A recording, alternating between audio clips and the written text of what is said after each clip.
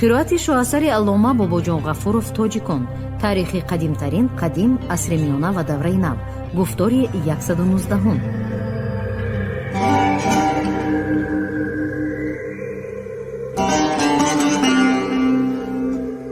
اثری تاجیکان شعله‌ای بود که به صحیفه‌های تاریک و فراموش گشته تاریخ ملت تاجیک روشنی انداخته پدیده‌های خودشناسی و افتخار ملی را تکمیل داد. پرزیدنت جمهوری تاجیکستان امام علی رحمان.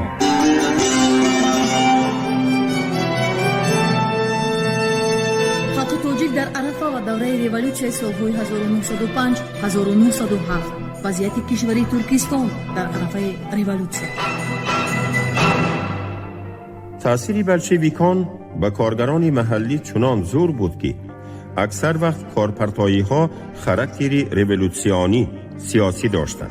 سال 1905 در آسیای میانه حتی اتفاق راه آهنچیان تأسیس یافته بود که کار سویت های دپوتات های کارگران را اجرا میکرد. در بین اسکران هم آشوب میخیست. چنانچه 25-27 دکبر سال 1905 در خوجند در راتای پنتانی ترکستانی شورش ریولوسیونی سر زده بود. شورش بیرحمانه پخش گردید. 26 نفر اسکران راتای پنتانی به حبس گرفته 7 نفرشان به درغه کرده شدند. از روی معلومات ارخیف در نوامبر سال 1905 در 9 زواد پخت تازه‌کنی بخارای نو کارپرتایی شده. سال 1906 شورش یراقناک راه آهنچیان به عمل آمده است. تأثیر بلشویکان نه اینکه به کارگران و سلطنت‌ها بلکه به دیگر طبقه های اهالی محلی می گذشت. مثلا کاسبان سمرقند از دادن انداز سرکشیدند. در اوراتیپه دهقانان انداز زمین را سپردن نخواستند.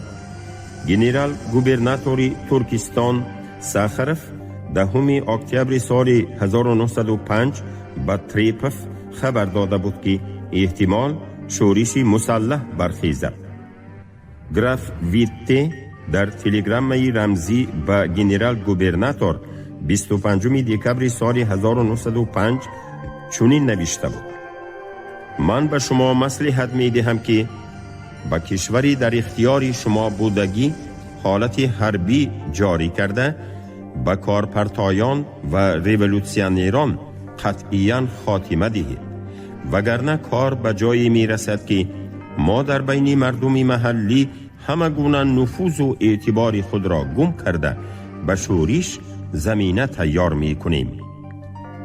گوبرناتور حربی ولایت سمرقند به گنرال گوبرناتور ترکستان در ماه دکبر سال 1905 به این مضمون خبری خواطرانگیز داده بود. در آن قسمت سمرقند که مردم محلی می نشیند، اگیتاتوران خلق را یاد می دهند که انداز و دیگر خراج ها را نسپارند. در نتیجه این به جمع شدن انداز و خراج از اهالی اویزد و شهرها خیلی تأثیر می رساند. در حقیقت باقی مانده های انداز و خراج در اویزد خوجند به 355,000 سوم طلا، در سمرقند به 155,000 سوم رسیده بودند. آشوب‌های دهقانان در همه جا به عمل می آمدند. سردار اویزد خوجند نوشته بود که تیر ماه سال 1905 تمام اهالی اویزد از ادای همه گونه انداز و خراج هم دولتی و هم اجتماعی با اصرار سرکشی کردند. مثلا وی دهه غانچی را مثال می آورد که از اهالی آنجا از نیمه دوم سال 1905 سر کرده تا ایولی 1906 یگان انداز جمع کردن ممکن نشد، چون که دهقانان به قول سردار اویزد یک نوع مقابلت غیر فعالانه دور و دراز نشان دادند.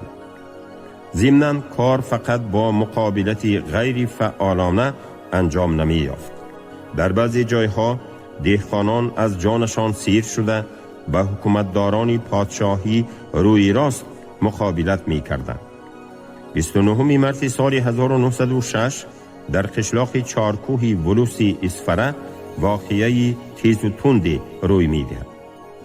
یاردمچی سرداری اویزد خوقند کاپیتان رومیانتسف با همراهی قریب 10 نفر عملداران برای یک طرفه کردن جنجال آبیاری به آنجا می رود. در وقتی به ولوسی همسایه یک قسم آب را سردادنی شدنی عملداران پادشاهی، گروه کلان دهقانانی که با سنگ و تیاق مسلح بودند آنها را فوراً میانگیر می کنند. از بین ازدحام نداهای آنها را سنگسار کنید، زنید آنها را بلند می شود. بعضی از عملداران را از بالای اسب گرفته پرتافته به یراق می کنند. بعد در خود همانجا جمع آمدی دهقانان برپا شده آقسقال قشلاق را که مردم بسیار بد می دید عوض می کنند و از یاردمچی اویز طلب می کنند که فرمان را درباره تصدیق نمودن آقسقال نو فوراً امضا کند. رومیانتسف را غیر از رضایت چاره دیگر نبود. آقسقال نو همان دم به اجرای کار خود شروع می کند. عیناً همین گونه واقعه در دهه پشت گیرمانی ولوسی نو روی داد. با آنجا هم برای حل جنجال آب با یک گروه آدمانش پریستوی اصفهان و شتابس کاپیتان ارتسیشیوسکی آمد.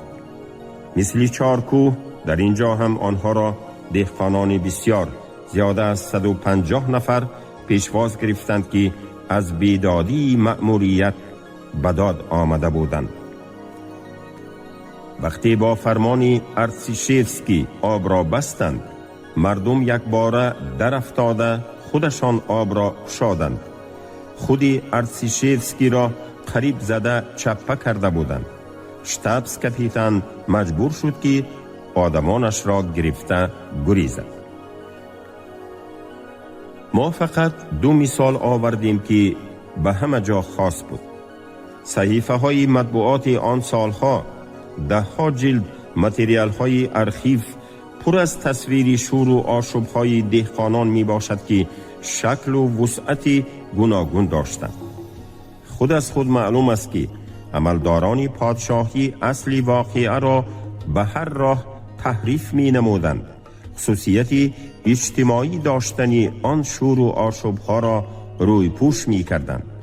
از اتحاد حرکت ریولوسیونی طبقه پیشقدم روس‌های کشور و مبارزه آزادی خواهانه اهالی محلی که بلشویکان محض برای عملی شدن همین گونه عامل‌ها اصرارکارانه مبارزه می بردند، عملداران پادشاهی مردنیوار می ترسیدند. یکی از شکل‌های آشوب‌های دهقانان به بایهای محلی و مأموری پادشاهی حمله آوردن بود. استاتیستیکای رسمی این گونه آشوب‌ها را حمله آوری غارتگرانه حساب می کرد، ولی در اصل همه وقت در پس تعبیری حمله آوری های غارتگرانه ظالمان و استثمار کنندگان خود را جزا دادن دهقانان کمبغل پنهان داشته می شد. استاتیستیکای این گونه حمله آوری ها از روی مجموعه گزارشات واقعه ها که اداره ولایتی سمرقند ترتیب داده بود چنین است: سالهای 1900 1904 131 بار حمله، سالهای 1905 1909 359 بار حمله. چنان که دیده می شود به مناسبت ریولوسیون سال 1905 در کشور ترکستان مقدار حمله آوری های غارتگرانه افزودند. در بین اشتراک کنندگان آنها شخصانی شجاعی نیز بودند که با کارنامه های خود شهرت یافتند. یکی از این قبیل شخصان نامور نماز پیرینقولوف نام دهقان کمبغلی بود که به دسته دهقانان سمرقند راهبری کرده است. یاردمچی گوبرناتوری حربی سمرقند درباره این آدم به سردار خود چنین می نویسد: نماز در بین مردم کمبغل بسیار نام برآورده است. برای خدمت آدمان سخاوتمندانه حق می دهد. تنها بایها را غارت می کند و به کمبغلان با پول، غله، تخمی برای کشت و غیره هرگاه یاردم کرده می ایستد. نماز به دستگیری و همکاری کمبغلان دیهات تکیه می کرد.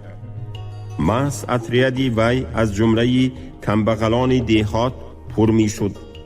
محض کمبغلان دیهات به وی مدد می کردند که از تعقیب حکومتداران خلاص شود. از ارخیف حجتی یافت شد که آن را یکی از نمایندگان مأموریت حکومت پادشاهی ترتیب داده بوده است.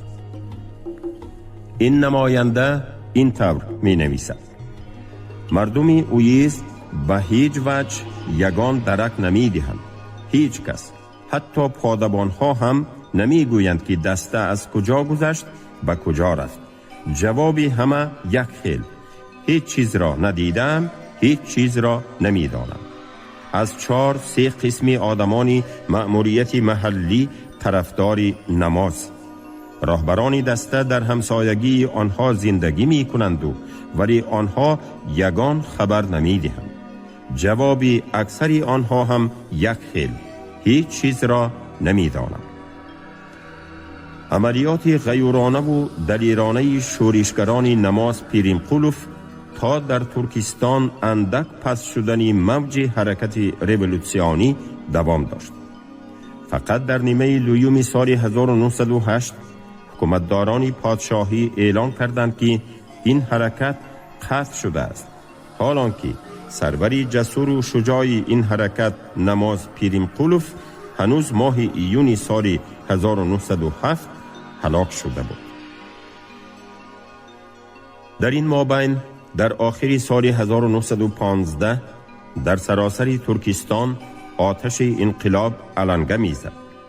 پس از کارپرتایی عمومی سیاسی اکتبر همان سال در قلعه تاشکند شورش مسلح سر زد و ماه‌های نوامبر دکبر باز کارپرتایی عمومی سیاسی اوج گرفت.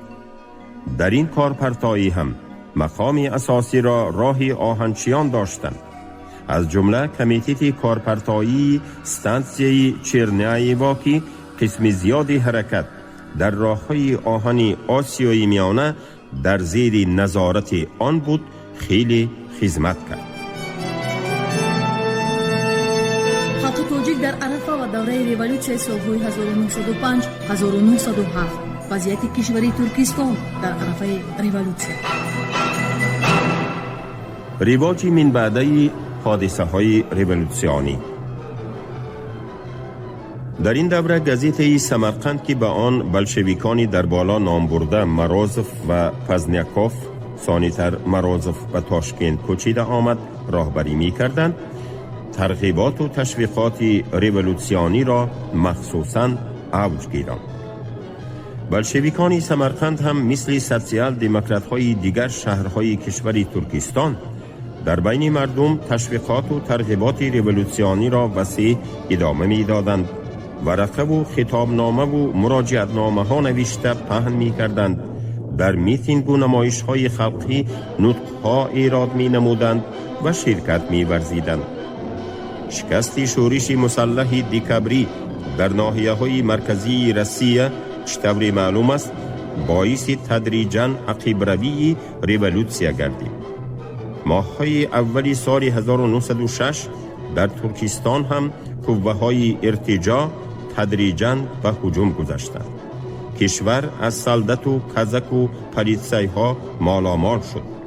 شاکشی و دستگیری‌ها و حبس‌کنی‌ها و تعقیب و تعزیر و کافت و کاوها و بدرغه‌کنی‌ها، سودکنی‌ها نهایت بسیار شد. نوکران بی نقطه حکومت پادشاهی ارگان‌های مطبوعات ترقی پرور را می بستند. نشر گزیته و ژورنال‌های ریولوسیونی را منع می کردند. پزنیاکوف، مرازف و دیگر مبارزان فداکار راه آزادی خلق محکوم گردیده در قلعه حبس کرده شدند. ولی به همه این بیدادی ها نگاه نکرده، بلشویکان ترکستان به مهنتکشان کشور جسورانه مراجعت می کردند که روح افتاده نشوند، به واهمه نافتند. کاری ما هم آمد می کند، می نوشتند آنها در ورقه ها و به آن روز تیاری دیدند در کار. مهمه سال 1906 در کشور آتش حرکت ریولوسیونی باز علنگه زد. کارگران کارخانه های تعمیر راه آهن در تاشکند رسا یک ماه کار را پرتافتند و آنها را تمام قوه های دموکراتی کشور دستگیری نمودند و عاقبت کارگران غلبه کردند. سرور این کارپرتایی بلشویکان بودند. تابستان همان سال در بین خشون‌های آکروگ حربی ترکستان هم چند شور و آشوب‌ها شدند. در دیهات هم دهقانان بیشتر به جنبش می آمدند. احتمالی تکرار سال 1905 مأموریت پادشاهی را به واهمه می انداخت. گنرال گوبرناتوری ترکستان سوباتیچ که نسبتاً نو به کار تعیین شده بود و ظاهراً گویا اندک آزادی بازی می کرد، فوراً معزول گردید. به جایش گنرال ماتسیفسکی تعیین شد که آدمی بیرحم و بیشفقتی ظالم و تراری بود. این گنرال تمام حیات سیاسی ترکستان را زیر نظارت سخت گرفت. تمام کشور به قطعه ها قطعه راه آهن آسیای میانه تقسیم کرده شد. در سر هر یک قطعه مخصوص گنرال گوبرناتوری موقتی می ایستاد که در مسئله تعقیب و تعزیر و جزادهی حقوق بیکران داشت. شماره خشون‌های به تخت سابق زیاد کرده شده، عملیات سودهای سیار حربی خیلی اوج گرفت. نمونه عبرت برای تمام مأموران پادشاهی گوبرناتوری حربی فرغانه پاکاتیلا بود که مطبوعات دموکراتی آن سالها به وی یک لقب عجایب خانی زرهداری فرغانه داده بود. در کشور ترکستان که از دوره های کاوفمن عموماً ژاندارم نبود، سال 1907 شعبه حمایت ناحیوی ترکستان تأسیس یافت. ضربه اساسی این نوکران پادشاه به سوی تشکیلات‌های بلشویکی سوسیال دموکراتی روانه گردید. اسیرها و منشویک‌ها که در بابت ترقیش یافتن فرانت قوه‌های ریولوسیونی خیلی جد و جهد کرده بودند، برای حکومت پادشاهی خوف قضایی نداشتند. به این سبب آنها را سخت تعقیب و تعزیر هم نکردند. گرچند در ابتدای سال 1907 در جایهای روسنشین آسیای میانه علنگه ریولوسیا نسبتاً بالا خیست، ولی این بالاروی ریولوسیا چنانچه در تمام خاک امپریای روسیه به موج نو و توانای پروسعت ریولوسیونی تبدیل نیافت. روشن معلوم بود که علنگه ریولوسیا پس شده ایستاده است، ولی به هر حال این ریولوسیا برای پرولتاریات و طبقه های وسیع دموکراتی ترکستان تجربه نهایت مفید گردید و آن برای سرنگون ساختن حاکمیت مطلقه و من بعد تبدلات سوسیالیستی سال 1917 تیاری نهایت مهم شد. ریولوسیای سالهای 1905-1907 ترکستان نهایت واضح و روشن نشان داد که بین پرولتاریات مبارز اساساً پرولتاریات روس و دهقانان مبارز اساساً دهقانان ملت‌های محلی اتحاد نهایت هیچ حتمی است. بلشویکان مدام ضرورت ارتباط و الحاق مبارزه ضد امپریالیستی ملی آزادیخواهی و ریولوسیای ضد فئودالی بورژوازی دموکراتی را تأکید می نمودند و حیات کاملا درست بودن این موقع بلشویکان را اثبات کرد و بلشویکان هم در واقع برای تطبیق عملی این نکته های لینینی جد و جهدی بی‌مثل نشان دادند.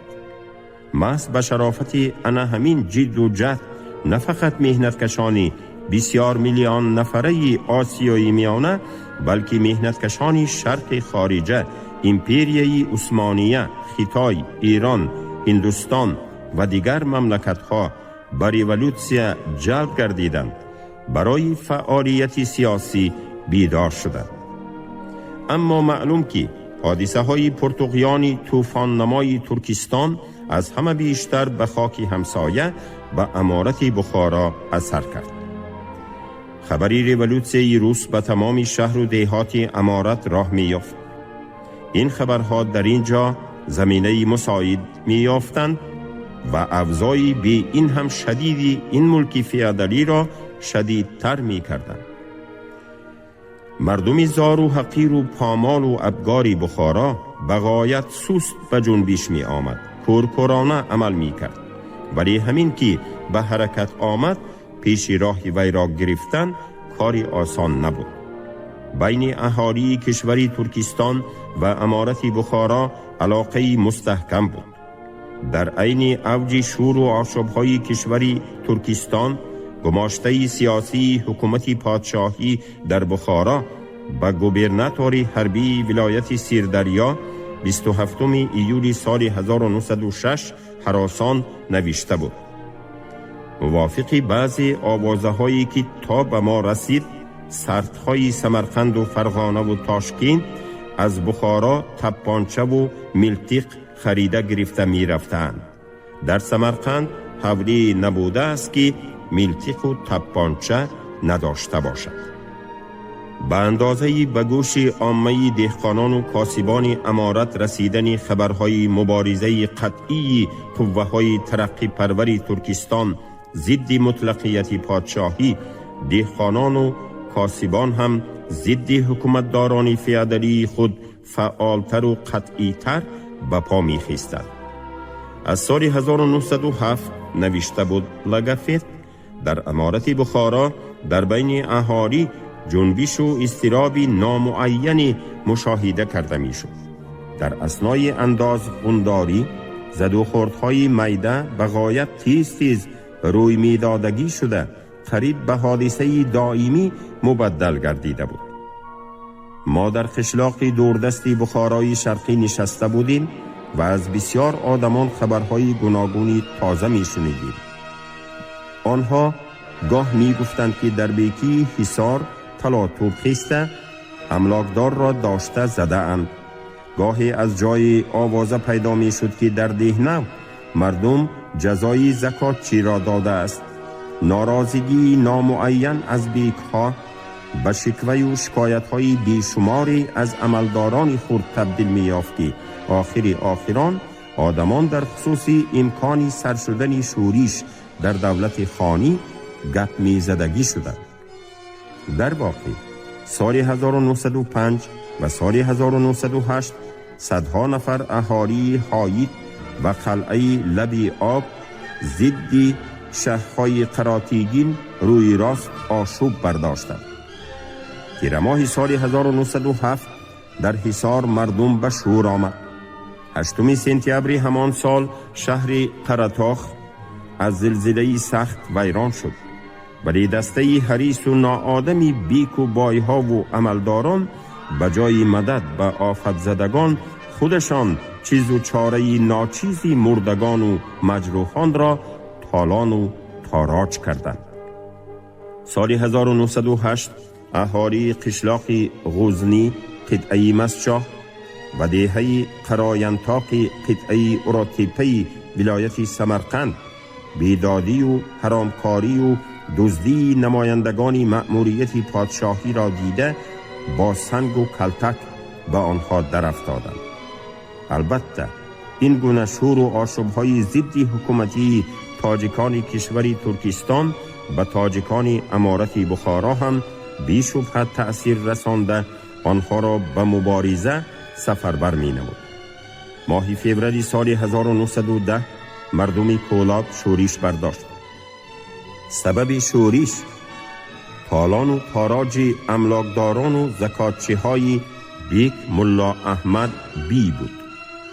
بیک و مقربان وی از حساب دهقانان بینوا دولت و ثروت بی حد جمع کردند و اساساً از فرق آن نرخ غله استفاده می بردند که بین نرخ بازار محلی و نرخ غله در وقت انداز و حاصلخونداری وجود داشت. اهالی به مبارزه قطعی ضد فیادلان استثمارگر تیاری می‌دید. امیر این افزای کولاب را شنیده به آنجا یکی از مقربان مکار و فریبگری خود دیوان بیگی را روان کرد. ملا احمد بی باشد در نوبت خود به پاسبانگاه نزدیکترین سرحدچیان روس به سردار دسته سرحدچیان پالکوونیک گیدبورف قاصد فرستاده مدد پرسید. دیوان بیگی پیش از کشونهای روس‌ها رسیده آمد و چند تدبیر اندیشید. پیش از همه از نام ازدحام 500 نفره مردم عریضه قبول کرد و بیک را از منصبش عزل نمود. بعد این کشونهای روس هم رسیده آمدند ولی مال و ملکی تاراج کرده بیک در دست خودش ماند و حتی گپی گشته دادن آن نبرآمد و شورش هم پخش کرده شد. این شور و آشوب‌های مردم بخارای شرقی دلالت می نمایند که در شعور سیاسی اهالی محلی دیگرگونی ها شده است. شعورناکی صنفی آنها خیلی تکمیل یافته است و نسبت به طرز تاراجی فیادالی که در خاک امارت جریان داشت مقابلت و ناراضگی روز به روز می افزاید. به همین طریق قسمی پیشقدمی مهنتکشان تاجیک در شهر و دیهات تحت تأثیر ریولوسیای روس به عملیات فعالانه سیاسی آماده شد. نه جاری کردن حالت حربی، نه جزادهی ها آتش مبارزه ریولوسیونی مهنتکشان را فرو نشاندن نمی توانستند که آن بعدتر در زیر بیرق‌های ریولوسیای کبیر سوسیالیستی اکتبر با قوه نوی ظفر آور اوج گرفت. خاک تاجیک در دوره از سال 1908 تا سال 1917 ریولوسیای فوریه سال 1917. وضعیت کشور ترکستان و امارت بخارا بعد از ریولوسیای سالهای 1905 1907 و تا جنگ یکم جهانی به حکومتداران پادشاهی میسر گردید که موقتاً غالب آمده اولین ریولوسیای روس را بوقی کنند. اما آنها ضدیت‌های آشتی ناپذیری را که پایه امپریای کلان پادشاهی را سست می‌کردند هیچ برطرف کردن نمی‌توانستند. این ضدیت‌ها بغایت تیز و تند گشته باعث خروج نوی ریولوسیونی گشتند. سال 1910 چنان که در روسیه در آسیای میانه هم موج مبارزه صنفی بالا خیست. مثلا خود همان سال در ولوس کان بادام کارگران کان نفت سانتا کارپرتایی کردند. مبارزه متفق و متشکل کارگران مأموریت را مجبور ساخت که به طلب کارگران راضی شود. در نتیجه مزد کار زیاد و مدت آن کوتاه کرده شد. خود همان سال انگشتکنان سلوکته کارپرتایی کردند و به آنها کارگران و خدمتچیان استانسیای درگمیر و همراه شدند. در اینجا کارخانه های تعمیر کانهای سلوکته و مأموریت کان جایگیر بود. حاضر اینجا پسیالکای پرلیتر شور و آشوب های دهقانان هم اوج گرفت. سال 1912 در ولوس نو دهقانان قرضدار به حولی سودخور کلان حمله کرده وثیقه های قرض را سوخته پرتافتند. مهنتکشان امارت بخارا که از ظلم و اسارت گوش ناشنیدی بایهای محلی به تنگ آمده بودند و این بایها را حکومتداران پتربورگ دستگیری می کردند، مخصوصاً با قهر و غضب شور و آشوب برداشتند. شما گفتاری 119 را از کتاب علامه باباجان غفورов تاجیکان شنیدید. عبدالرشید خوجم خلف خواند. کارگردان شیرعلی نفضلی.